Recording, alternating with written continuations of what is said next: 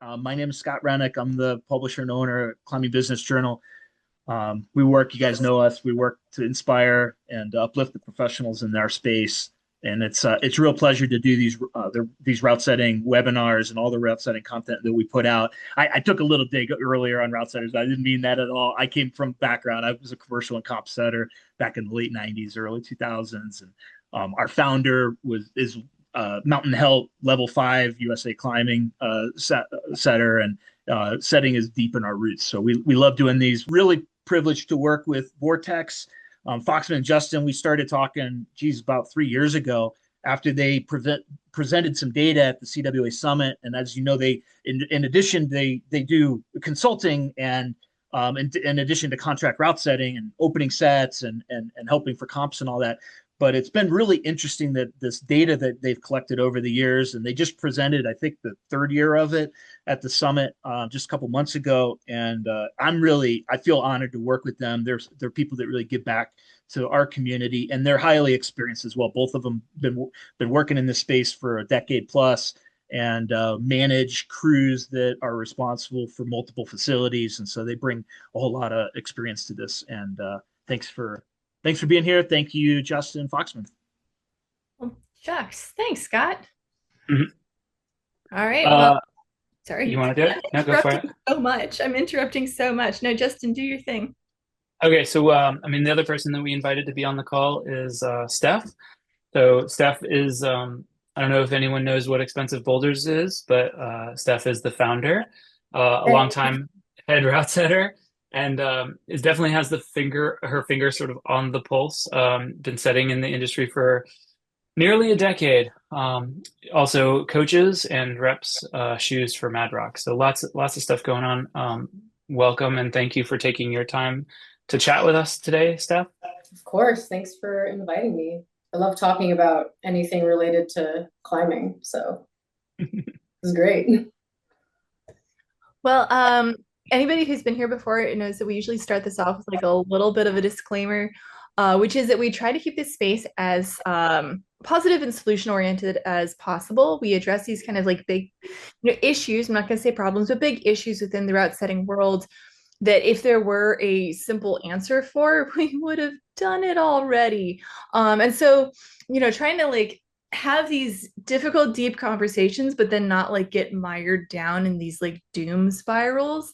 So we're going to go over the problems kind of at the top of the conversation that we all know are there. Like we don't have to like circle around them 1,000 times. We can do that the next time that I'm like in your town and we can go grab a beer and be like, oh man, it's terrible.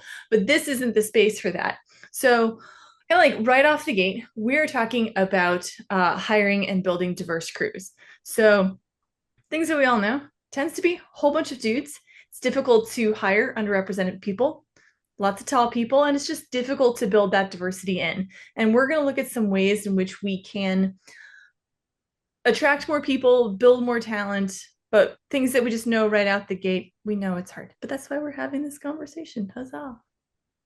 Yeah, so at a high level, I think the things that we're trying to answer, or at least question, is first, like, how do we define diversity, specifically in the realm of how we're looking at route setting teams, and then what are sort of the benefits of having a more diverse crew.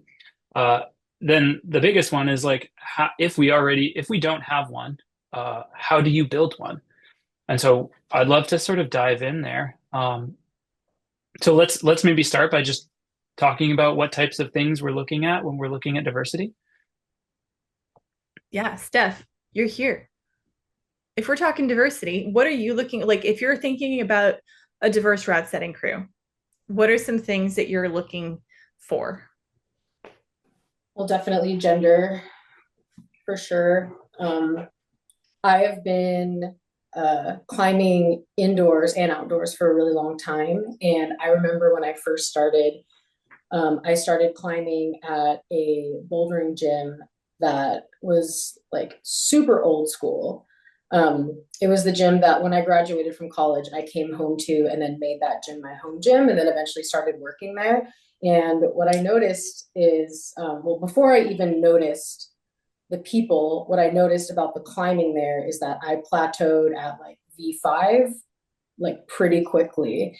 And I know now with a little bit more knowledge and experience that that's because anything after like V6 and up for that particular gym, they were kind of just defaulting to like really big, like spanning movement.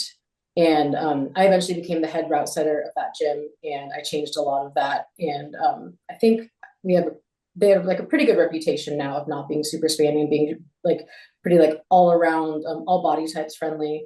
Um, but yeah, before I even knew who the setters were, I was like, wow, like I'm just gonna kind of not be able to do very much, just kind of like how it is outside. It felt like at the time, like I plateaued pretty quickly because a lot of first ascensionists are tall men.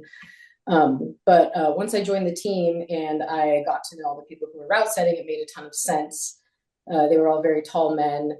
One of them was not tall, but had a very, very long reach. I think his reach was like almost 6 foot, even though he was about like 5'8". So yeah, there would be multiple moves that I just would not be able to span. Even when I would try to pull out all of my crazy short person beta tricks, nothing would really work out. And I think it definitely had something to do with like, you know, at the time, not as many women and like short people in general were climbing. I didn't see very many short people in the gym at all. I was probably the shortest person besides any of the teen kids. And yeah, it was pretty obvious to me that they were just setting for the majority of the population that was climbing there. And as like a business, that's kind of what you have to do, right? And now that we are in a place in climbing, which I'm so thankful for, that there are a lot of short people in general of all different backgrounds climbing. It's really awesome that we're having this conversation because that shows that we're trying to develop and grow with the time. So I think that that's super cool. So I guess to answer your question, Boxman, that was like a really long story, but just literally any sort of diversity. Like if I'm looking at a lineup of people and it's 4 people and they all are around the same height and they all like virtually look the same to me, like that tells me that like that is not a super diverse crew. But one thing that I did really appreciate was that there was a very good mix on that particular team of people of different ages. There were also people who specialized in different types of climbing. Like one of the guys who is still there now, he I think is like 50 or about to turn 50. He's still setting, he's mountain biking, he's so active.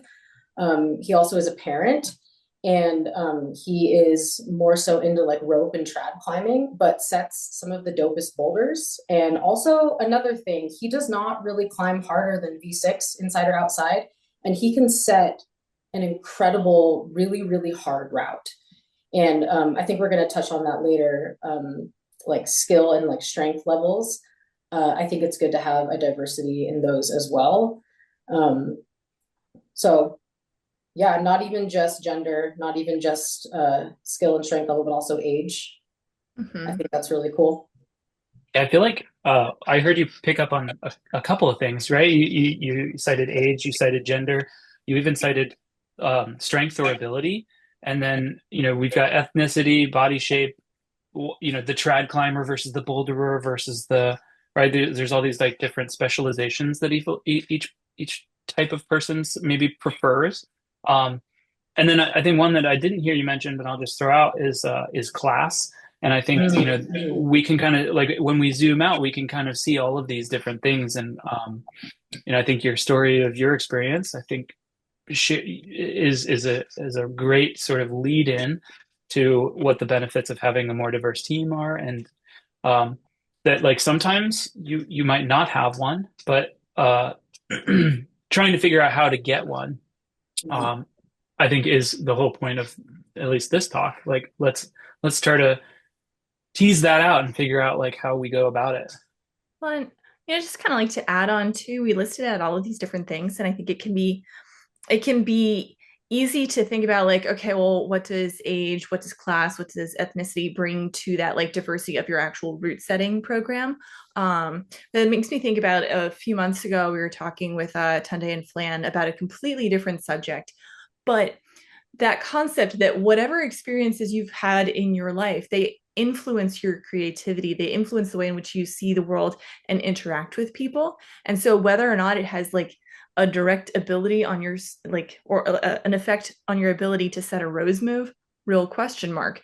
But how much your lived experience is going to affect what you bring to a creative team and what you bring to a community, I think is like a very real thing that can get glossed over, because it's not quite as tangible as like that ape index. Like if you've just got a whole bunch of like tall, lanky boys, that's very easy to see how it might influence that physical experience of route setting. But that's why we included like a lot more things to kind of think about when we're building that diversity onto a team.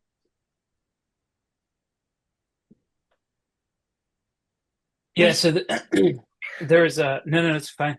Uh, I don't know if anyone who's listening knows who Devin Dabney is, but Fox and I had a long conversation with him back when we were on a panel talking about this very subject at the CWA. I think I want to say in maybe 2022, and he is a huge comic book nerd.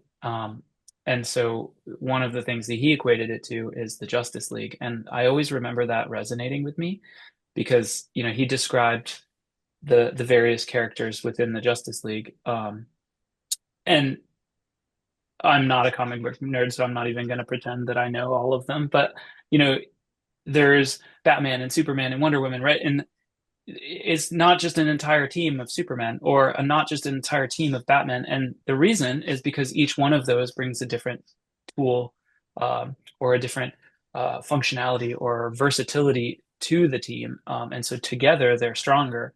And that resonated with me a lot. And so I just wanted to share it with this group because I thought that it was like an interesting way of thinking about it. Well, and on top of bringing something different to the team as a strength, they also all bring like specific weaknesses. So if you've got an entire team of Superman, all it takes is kryptonite and like your SOL.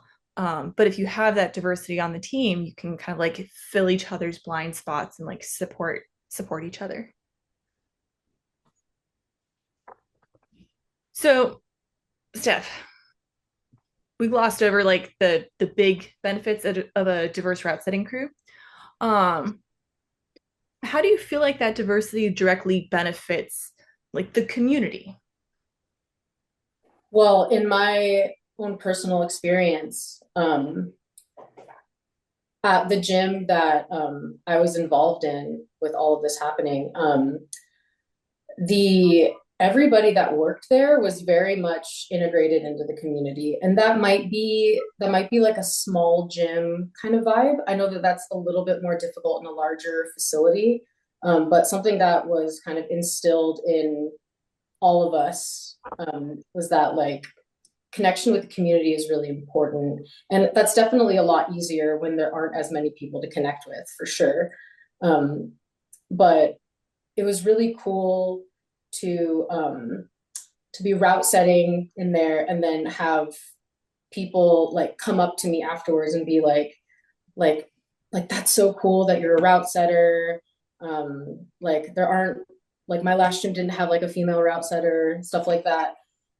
Simply just being visible to your community, and like just having the people who are putting the stuff on the walls visible to the community, and seeing like, oh, like, whoa, there is a person of color route setting right now. Like the head route setter is a person of color. The owner of the gym is a person of color. It makes you feel much more like you belong, which I'm sure everybody has had that experience. What was your question? Oh my gosh, I can't remember what you said. Well, looking at how diversity on a route setting team can directly benefit the community, I'm kind of curious to open it up to the room too. Like we've got a small group today, which can be really nice in that like we can have a little bit more of an open conversation, unless y'all don't want to. But I always like to hear other people's experiences too. Of do you feel like the demographics on your route setting teams in your facilities impact their interaction with the community and affect your community's experience?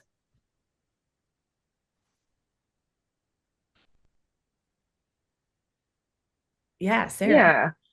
Yeah, I'd say for sure. I work at a small, like, single facility gym. So I've noticed we have had a pretty diverse crew over time, I'd say, as far as gender goes, for sure. And it's really cool to see like the summer camp kids like looking up at you and you're on a ladder using a drill, especially like the little girls, you know. I think that's really cool to see them start asking questions and like being more curious about how, you know, how things come to be in the gym. And then overall, the community as a whole definitely like loves to interact with the setters, you know, climb together, chat. Um, our setters usually sit and have at least like half hour to an hour of observation time where they try and connect with everyone. And yeah, it definitely, I think it definitely makes the whole gym feel like a more cohesive, um, just have an identity even like as a business and a community. Yeah, I've Anyone definitely. else want to share? Uh, I manage a collegiate gym here at Cornell. So the diversity doesn't come so much from age, but from height or from gender or from experience. And that I've got some folks that came up as comp kids and others that have explored outdoor climbing. But yeah, I mean, it's a pretty big team. We have about a dozen folks at any given time, and what I find is we get a diverse set of climbs on the wall, and it's not just the same move over and over again. Um, and that's what I enjoy most about like hiring so many people is that they just bring fresh ideas and yeah, and also of course like you were saying, Sarah, about when the students see who's setting the climbs, they're less inclined to like blame the setters for why they can't do the climb because yeah, even today I heard somebody saying that was probably set by a tall person because I can't do it, and it wasn't right. It was set by somebody who's like 5'4", and so you know when they see different people setting on the wall, they maybe spend a little bit more energy working on the climbs rather than working against the team. Yeah, I guess I'll jump in really quick here too. Everyone, Curtis, L1 route setter, like more of a like travel setter in the Midwest area right now. And you know, being a travel setter over the last this year, especially a couple of years, yeah, I am usually like one of the only persons of color on the crews that I'm working on. And that never really like meant much to me at all. Like I love wrestling. I love hanging out with all the people that do the craft. But there was a specific point in time where like after a set, I was kind of hanging out with crew, like I'm doing some observation, and one of the person from the community had like come up to me like, "Hey, I haven't seen like a person of color like set before. Like, how's that like experience for you?" I'm like, "Well, I mean, I hadn't really given much thought, but here's what here's what I got for you at the moment." And that's just kind of what like started making me think about like we kind of almost notice it more too. Again, not out of any it's not like it negatively, like terribly negatively has impacted my experience overall. But I think going back to having those different perspectives, those different backgrounds, and how that affects creativity. I mean, even outside of being a person of color, I'm also a full-time engineer. So that's like route setting is my passion, and that's what it's my side hustle in a lot of cases. And so having that also kind of affecting what I do on the wall, I think is also something that stands out, and I've been told can stand out as well. Yeah. Yeah, that's something that I've been thinking about a lot. A few of our conversations recently with various guests have been talking about um, this little bit of a tangent, but having experienced setters in a part-time position so that they can, pursue other things. And I think a lot about how um, my interests in music and art influence what I put up on the wall. Where, like, if I'm listening to something, like I have that a musical background, and so it influences me in one way or another. And so, coming from, any number of different backgrounds changes the way that we interact with that creative space. Cool. Thank you guys so much. It's like it's really fun to have a room like that's super full of people, and it's also really nice to be able to actually hear different individuals' perspectives.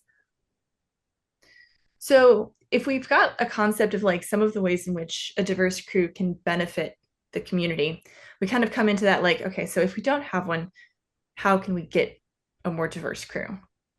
So tossing back to Justin and Steph of like, how do we make that happen? I can start off and maybe kick it to you, Steph. So in my position, I work for I would say a small to medium gym chain. We've got 4 locations in the Pacific Northwest, and um, I'm thinking about this fairly regularly. I've got I'm in a position where I am hiring all sorts of positions on a regular basis. I already have some level of diversity, but there's always striving for better. Um, so I think of it from like the very inception point, and how are we at first educating the public about route setting as even a job, right? So there's that first barrier of entry of climbing members coming into the gym, and they've all got their own thing. They're just putting their headphones in and just sending. How do we provide visibility to someone like yourself, Curtis, where it's like, hey, maybe you're a career engineer, but like you've got a day a week that you could have a side hustle, and like maybe you're passionate about uh, climbing, and it sort of pairs really nicely. And so I think getting some community engagement, where you're breaking down some of those walls, and I think that starts with educating people about even what route setting is. And Sarah, you mentioned that you've got people on your team are regularly observing or interacting with the community. I think that that's a really important component to this too, where we we need to talk to the community who's like regularly in our space. Like, sure, we could hire someone from across the country that's already experienced, but like they likely already have a job, and we might have to convince them with larger pay or more benefits. Whereas like we could just go the grow your own method, and I think that's kind of where it starts. Um, I know that there are gyms that will host various sort of community clinics where they're like, "Hey, community, you want to try the route setting thing? Pay us $50, and we'll have you sign something, and you get to play with a drill today." Um, I think that's another one. Like, I love that because it sort of breaks down the walls of like it gives them a sample. Maybe they're not willing to commit to this thing without knowing what it is. Like, that's a big leap. But if you can give them like a day of play, uh, then they are like, oh, dang, route setting's hard, or like, oh, this is actually super cool, and it melds in my brain. Like this fires on all of those creativities that I've always wanted. It's like basically playing Legos for a living.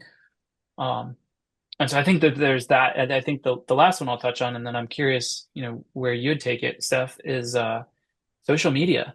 You know, and like reaching out to specific affinity groups that already exist in your community, like start conversations, see who's interested. And maybe that's paired with the clinic idea. Maybe that's paired with some like direct route setter conversations. Like there's a lot of sort of interplay there. Yeah, I was actually going to take the social media route.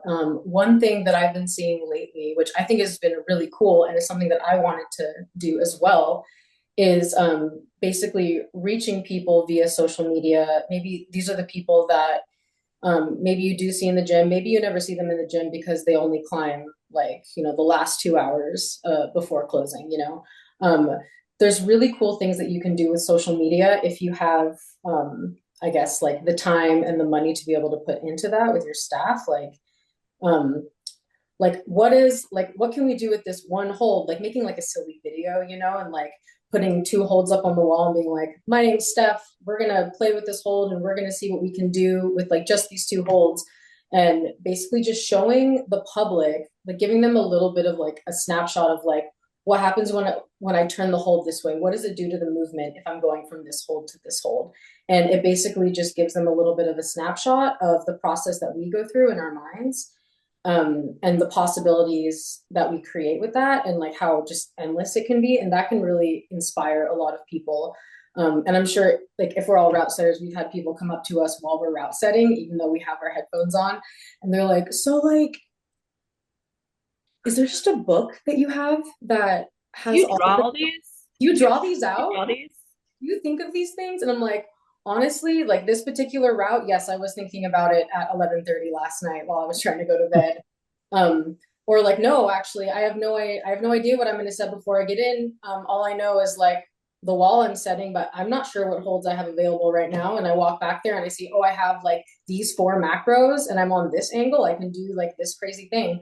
But like just giving a snapshot of that like to the community, like on like a quick like 30-second Instagram video, I think that could drum up a lot of interest. And then also, Justin, like you were saying, there's some affinity groups out there. And I don't think you were with me, Foxman, but it was at CWA. Do you remember? I think it was like a foundation it was like the Emily something foundation. Amy Stone Foundation. Amy Stone, yeah. So they actually had a conversation with me regarding doing some sort of like route setting type of thing, like for women, and like just getting some clinics going and whatnot, and like I think reaching out to people like that because they were talking about coming to the Pacific Northwest and specifically doing a clinic and a kind of a foundation like that that has the ability to travel to different locations. And then like your gym could be like, hey, we have this, we have the, you said Amy Stone, we have the Amy Stone Foundation coming in and they're going to put on this clinic. That's a really great way to pull people from your immediate community. Another thing that you were saying, Justin, about like, do we hire route setters or do we make them? I personally like hire them from afar. Like I personally am a huge fan of making them like in-house if you can. The gym that I worked for, I don't think the whole 10 years I was there, I do not think we hired a route setter from afar once. And I think they were all created. And I was one of them, actually. I had set one route at a YMCA that I was working at, and I was doing the YMCA and climbing gym kind of job thing. And he was like, oh, you can set? Cool. Like, let's have you start setting. And I kind of just learned as I went. But once I became in charge and things were a little bit more formalized, whenever we needed route setters, we would pull from the coaches and the people that were coaching and already had like a basic understanding of movement. That was cool for us because we didn't necessarily have to teach too much of the fundamentals of movement. We just had to teach them how to use the tools and safety stuff. So like personally a huge fan of hiring from within if it's available. And then if it's not, I'm also a huge fan of hiring from within the community because if you hire somebody from a community of let's say your typical outdoor is granite climbing, which that's how it is here for us in the Pacific Northwest. We have a lot of granite climbing and the grades are a certain way. People say that it's pretty stiff. If you hire somebody from afar who maybe is more in the like let's say like limestone pocket roof climbing, it's just called out. You're called out. Which I still would love to get on. Like you're bringing somebody in who is definitely different. That can be good, but that could be tough for them to assimilate. So like bringing somebody in that is familiar with, first of all, the culture and like the setting and the difficulty of your gym can be a really huge upside from hiring from within the community and somebody that is familiar with the outdoor climbing in the area, which I don't know how it is with other gyms in the area, but I know that at least for us, like we like to simulate boulders that you might go out and climb like at your local crag and also that type of style as well. So yeah, I guess there's a lot of benefits and drawbacks of that, but I am a huge fan from just pulling from within the community and it just kind of strengthens the community altogether.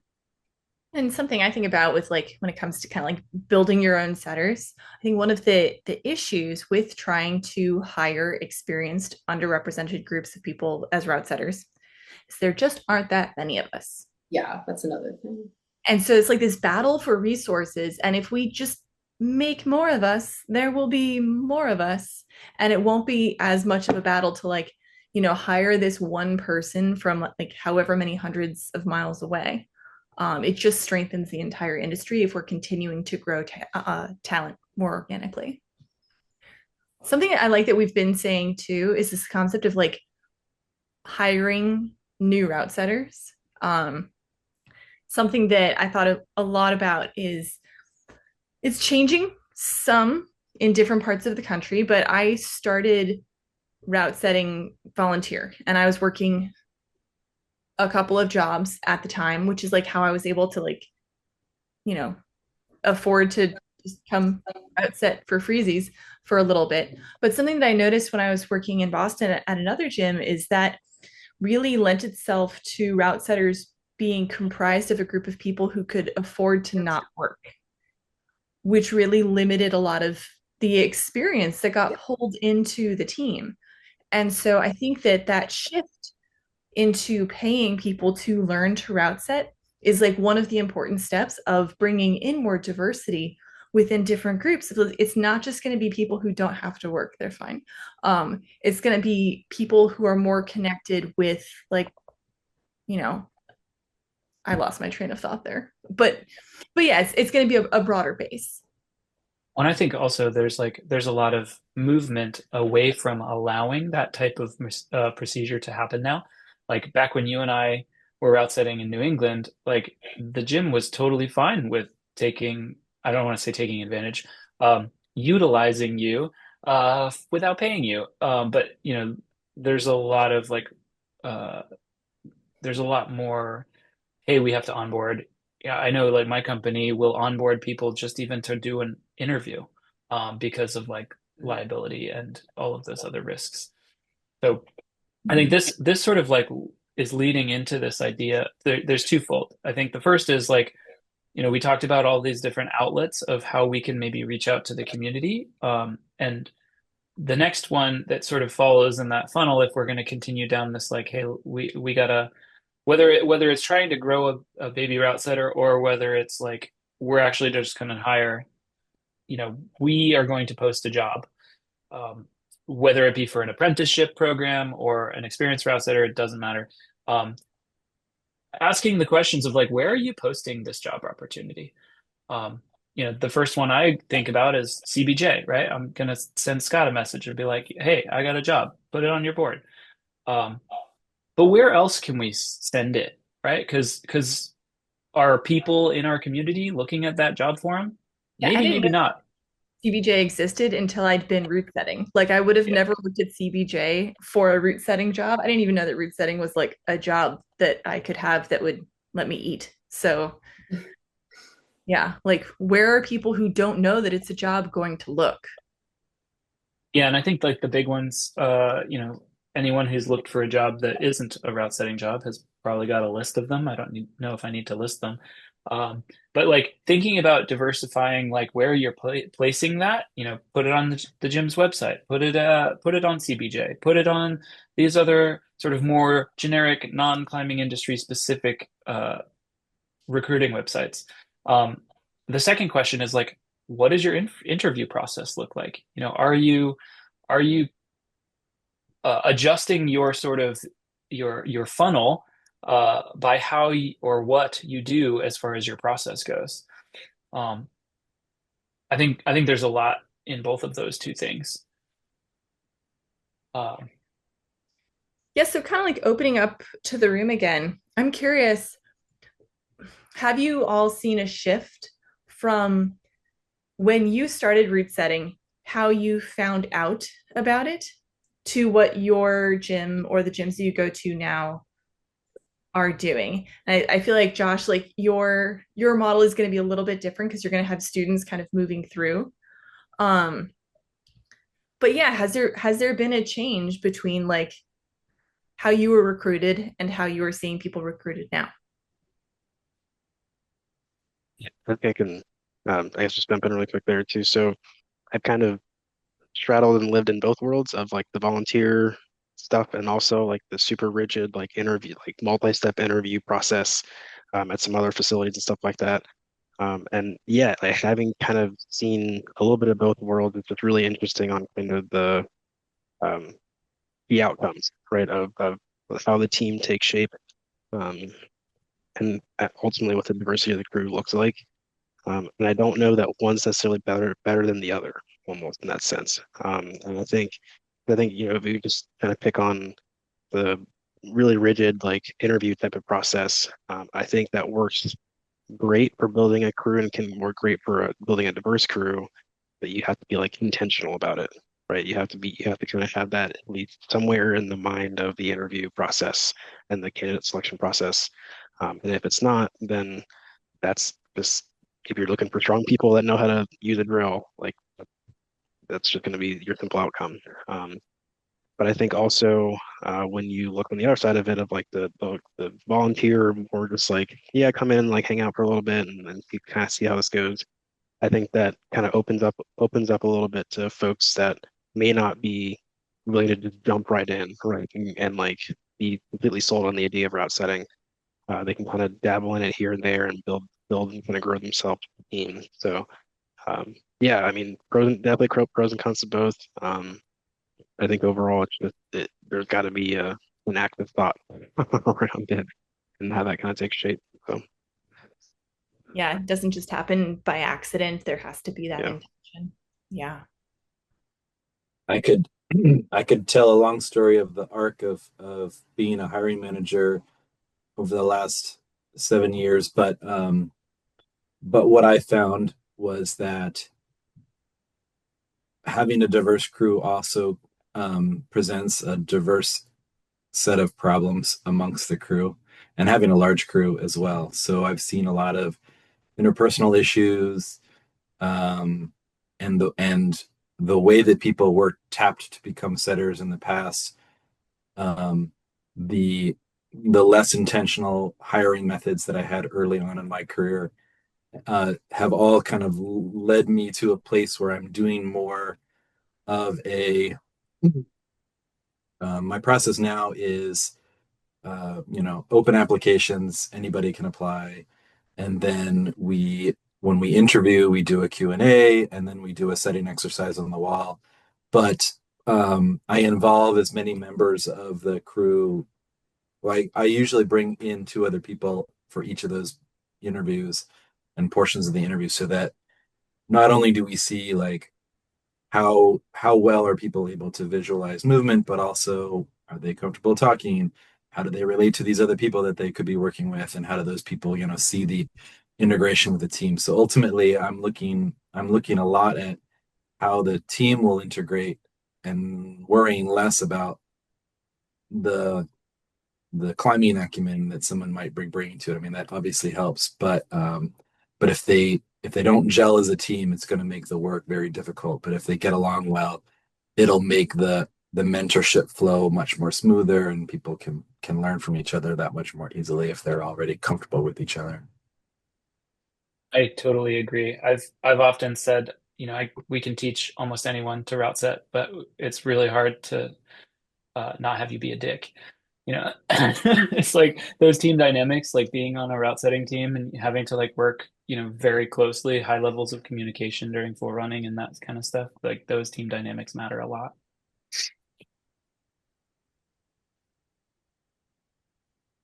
The trickier part is how to get some of those folks um,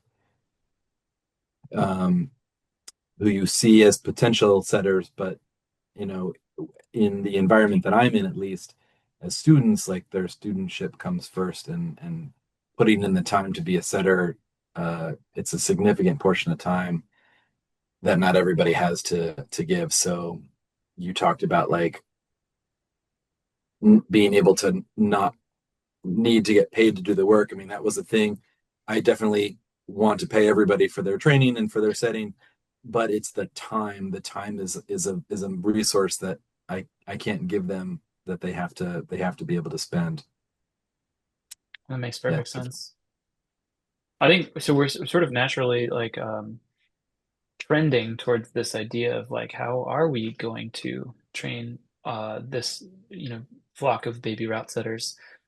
How are we planting the seeds that maybe this is something that they can do? All of the parameters we just talked about. Yes, they need to have the time.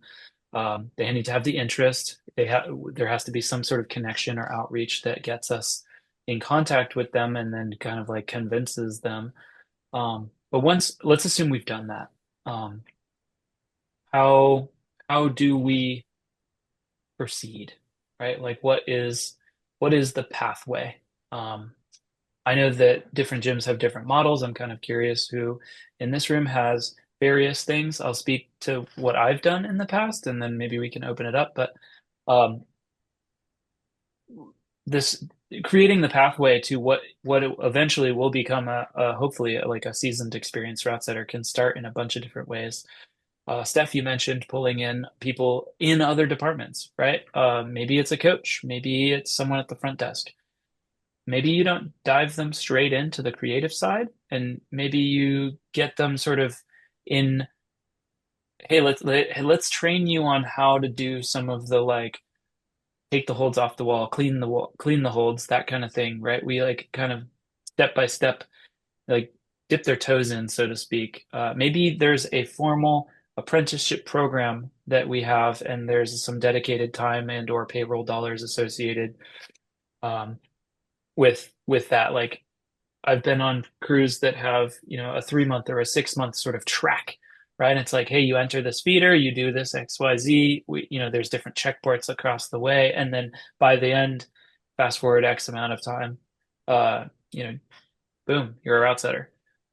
I kind of want to open it to the group and see like what other people have done or if they have similar kind of seen the similar models.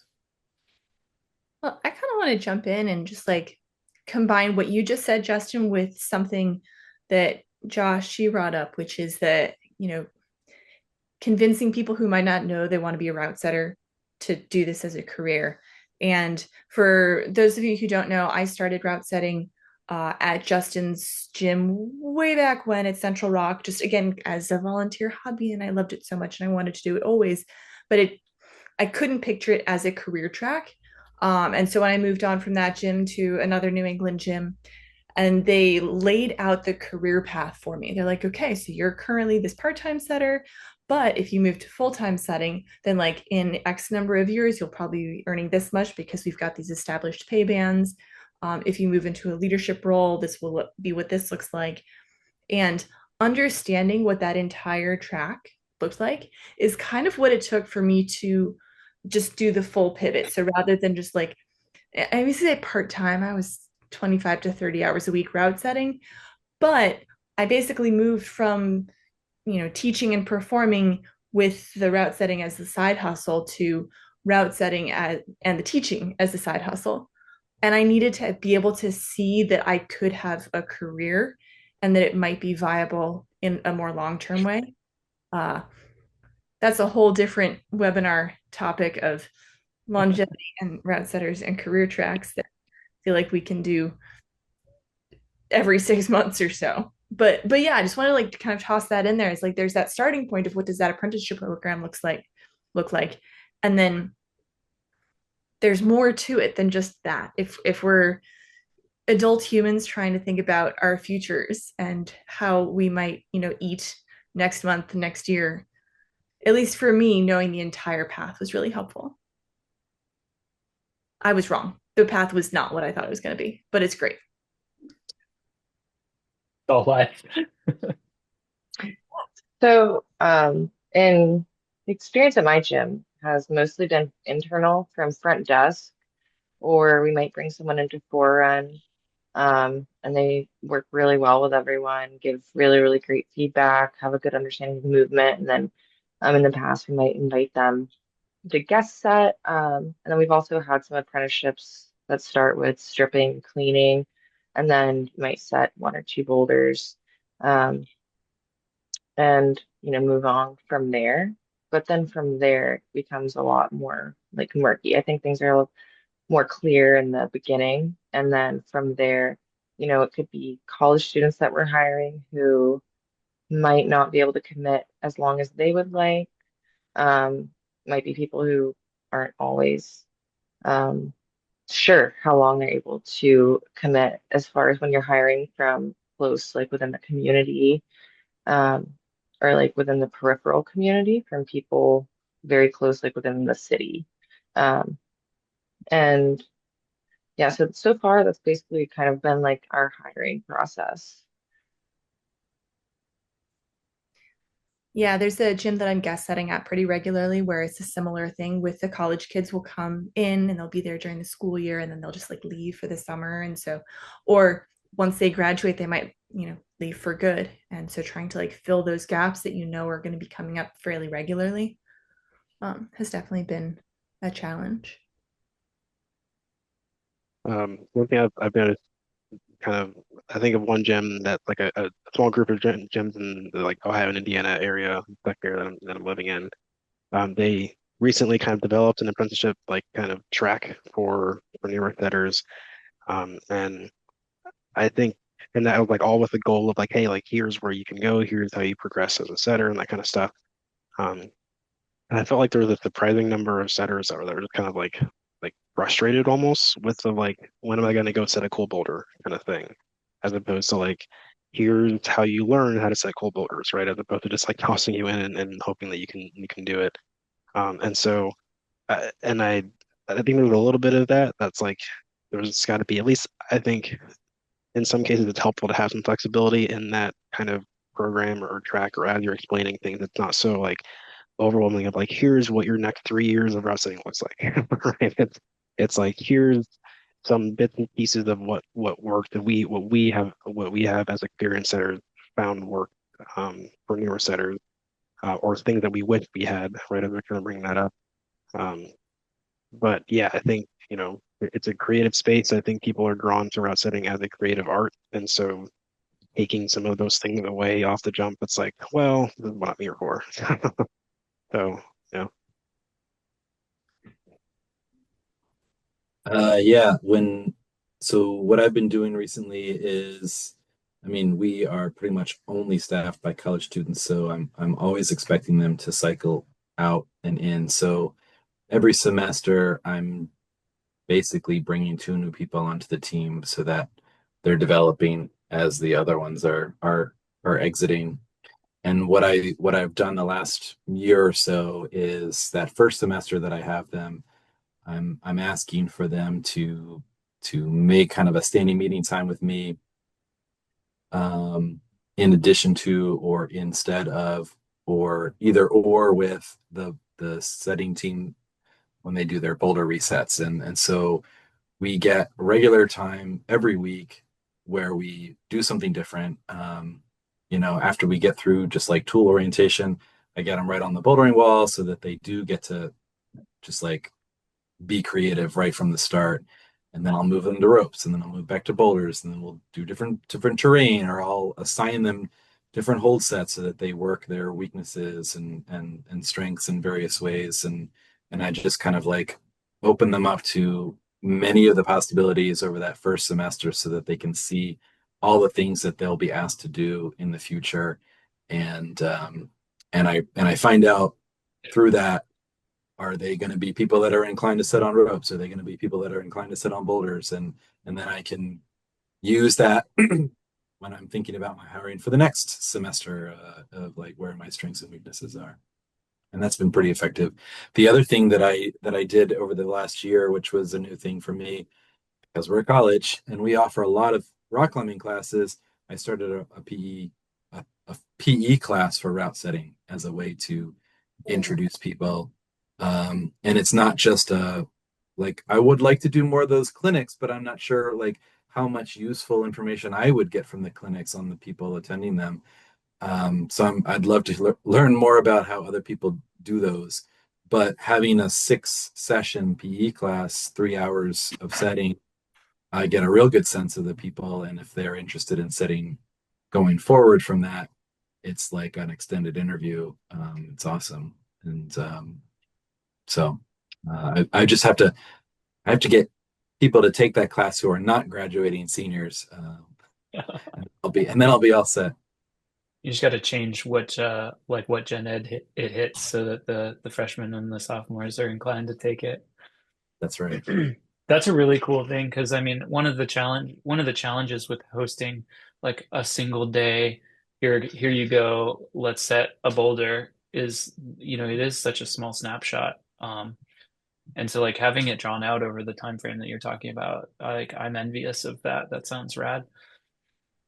One thing that I didn't mention when I was kind of like going through my list of pathways that I think is worth highlighting because I don't think I've heard it yet, but if your gym or college has you know, any bandwidth or budget for like dedicated forerunning shifts, um, that is often like a really great way to kind of like with a lower barrier of entry potentially is to like throw someone into like the latter part of the day where, hey, don't worry about the like building creative side, or the like grunt work of the washing and the removal side, but maybe you just come and have fun and climb and give us your advice and we kind of just get the benefit of experiencing your body on the wall and or like maybe it's an empathy check because the route setting team is super strong and this participant climbs at the V3 level.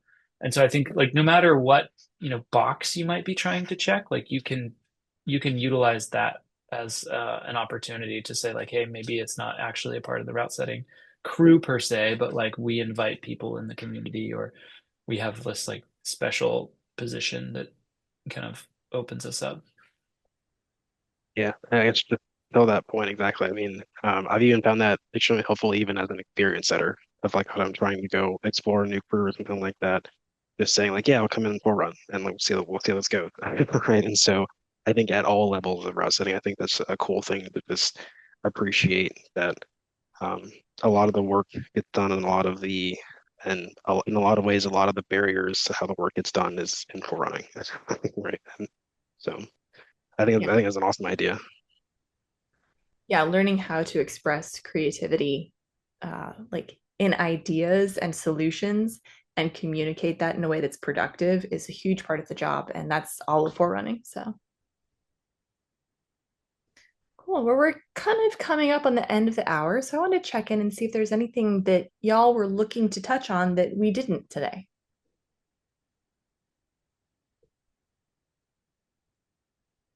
It's a huge subject. I feel like we could talk for like hours and hours, but if there's something you particularly came here for, we want to make sure that we deliver it as best we can. I think for me, I was just kind of interested to see what your all's take was on like the types of diversity that were important, and I think we covered that. I've always thought of it not so much as like there are conventional like definitions of diversity, but also like huge like diversity of thought, because that's what is then creating the creative aspect of the craft. And I've found that working with people of all different like backgrounds and things like that is what's really kind of driving those differences in the route and how you explain the difference of the routes and all those types of things. So I definitely you guys covered what I came here to listen into and provide a little bit of feedback on. I appreciate that. It's awesome.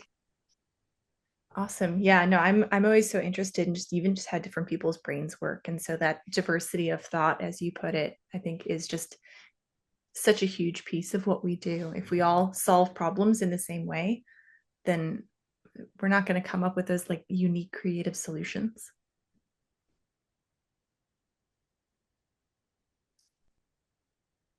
Cool.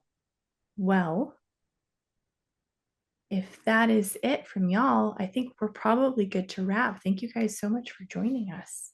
It's like really good conversation. I'm psyched. Yeah, thanks everybody for being here, especially Steph for making the time in the evening for us, early evening for you.